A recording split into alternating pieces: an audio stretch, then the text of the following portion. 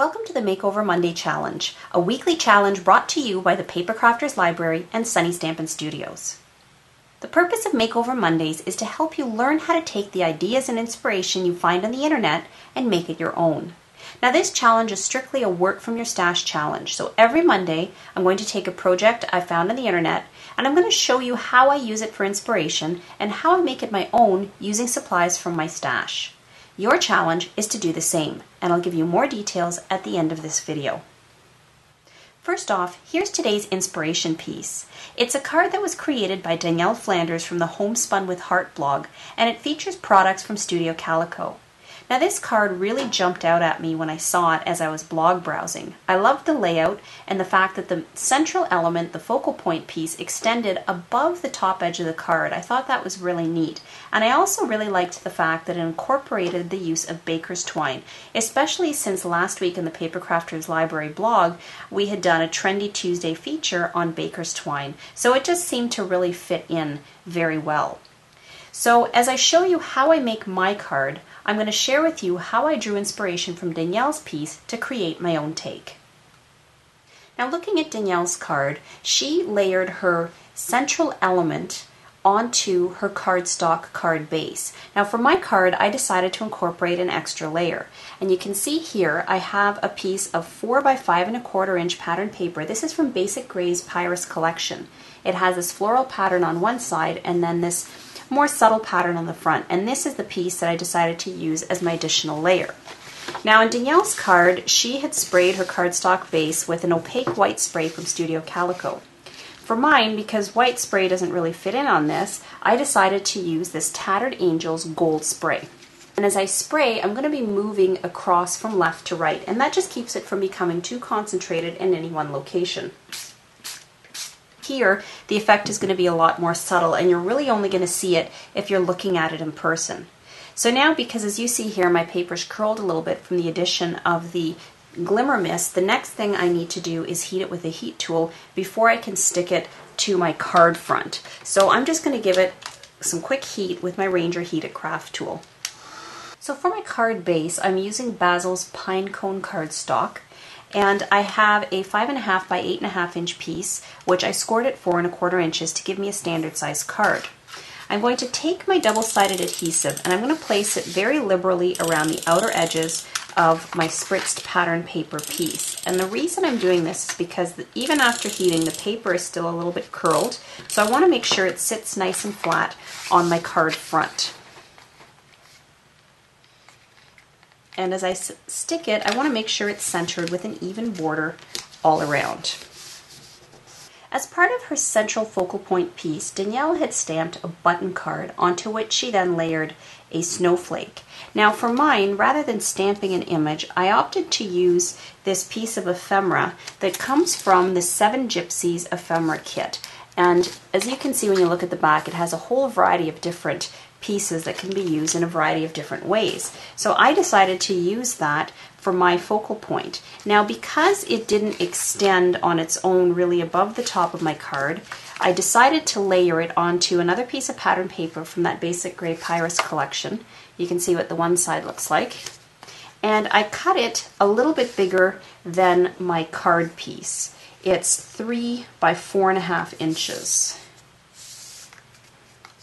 So I'm now just going to take my little ephemera card with this very vintage pattern, and I'm going to center and stick it onto this piece of pattern paper. For my project, I'm also planning on incorporating some baker's twine, and here I have some of this brown baker's twine which I purchased from Paper Tray Inc. So I'm leaving a fairly substantial piece hanging, and I'm placing it across this square that you see on this image because I'm going to be covering that with a flower. And I want the flower to sit on the baker's twine. So I'm going to take my baker's twine, and it comes on a spool here. This one does anyways. I bought this one from Paper Tray. And I'm wrapping it 3 times around my card, and then I want to, when I cut it, make sure I have a length that's the same as the original piece that I left hanging when I started this off. Then I'm going to take this piece and I'm going to tie it in a bow just to the left of where this little square element on the card is.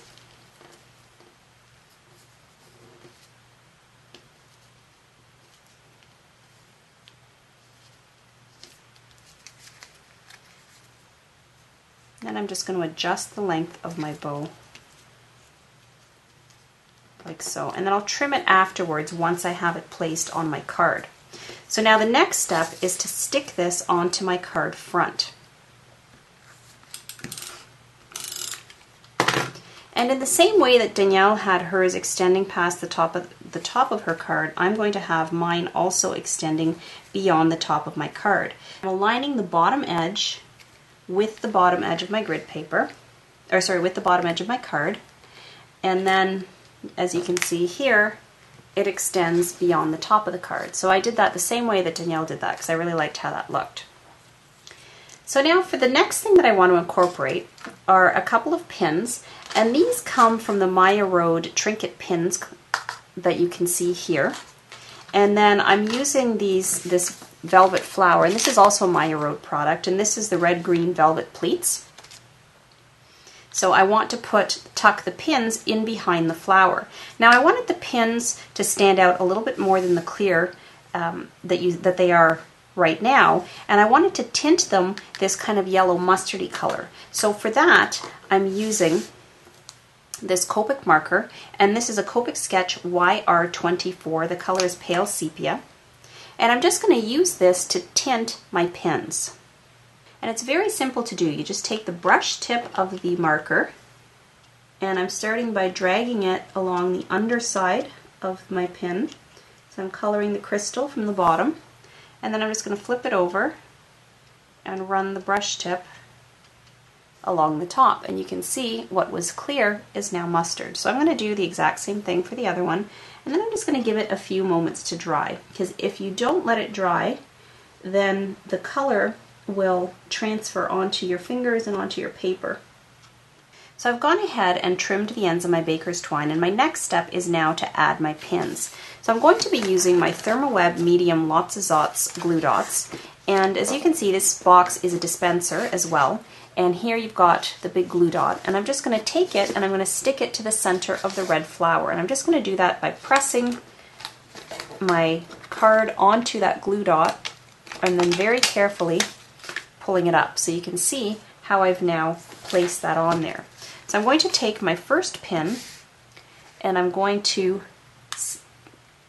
stick it onto that glue dot. Now for my second pin, I'm going to pick up another glue dot on the pin,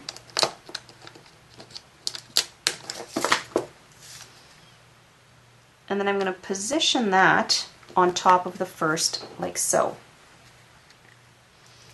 And then I'm going to take my red pleated flower and I'm going to take another glue dot and then stick that directly on top of the pin ends. So they hide the pin ends, and you can just see the little tips of the pin ends sticking out as this little embellishment behind the flower. So there you can see what that now looks like. So my next step is to stamp my greeting. So I die cut my label out of Stampin' Up's Naturals Ivory cardstock, and I used my Nestabilities Labels 18 die, and the one that I used was the second from the smallest. And I used my grand caliber and I die cut it and I embossed it. Now the greeting that I'm using comes from Paper Tray's Mega Mixed Messages stamp set, and it says Celebrate Today. And I chose that greeting because looking at the image on that vintage card, I just thought it looked like a woman that was nicely dressed up to go out to dinner, so it seemed like it was depicting an occasion to be celebrated. So for my ink, I'm using my Ranger Archival Coffee ink, and I'm going to stamp this directly in the center of my label. So there you can see what that now looks like. So my last step is to add this to my card, and I'm going to be adding it directly over the twine, and I'm going to be using some dimensional foam. So here you can see what my finished project now looks like. And if you look at it in comparison to Danielle's card, you'll see the elements that I kept the same and the elements that I changed. The basic layout is the same, although I added an extra layer. I use spritzing, but a more subtle spritzing than what Danielle used, and the central element piece extends beyond the top of my card. I also used some baker's twine like she did, and for my greeting piece, rather than the letters, I used a label, but I extended it beyond the edge of the central element piece in the same way that she extended her greeting beyond her central element piece on her card. Other than that, the remaining elements, the colors, and what I chose to put mine together vary from what she did, and that's an example of how I used her card for my inspiration. So now it's your turn, and here's how the challenge works. Create your own project using Danielle's card for inspiration. What you create, it doesn't have to be a card, it can be a scrapbook page, it can be gift packaging, a 3D item, anything that you like. Post your project on your blog or in your online photo gallery, then come back to my blog, scroll to the bottom of today's Makeover Monday challenge post. There you'll see an In Links button. Click on that and link to your blog post. Now if you're watching this video from somewhere other than my blog, in the description section of the video there will be a direct link to the Makeover Monday post on the Paper Crafters Library blog.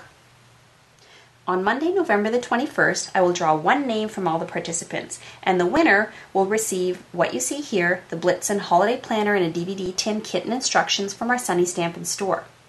Now when you open up the tin, on the inside front you'll see some envelope pockets into which you can place your receipts. There's also a place that you can hold a pencil. Now on the inside right, there's an accordion style pullout that has 5 pockets in all. 3 that you see on the front, and then 2 at the back. And inside these pockets you can insert our holiday planner pads, and these pads also come as part of the kit.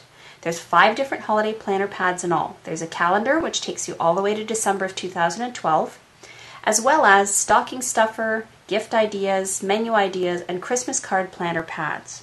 Now in addition to the kit, we also do sell the DVD tins and holiday planner pads separately in the Sunny Stampin' store. Well, I hope you enjoyed today's Makeover Monday challenge, and I look forward to seeing your entries on the blog.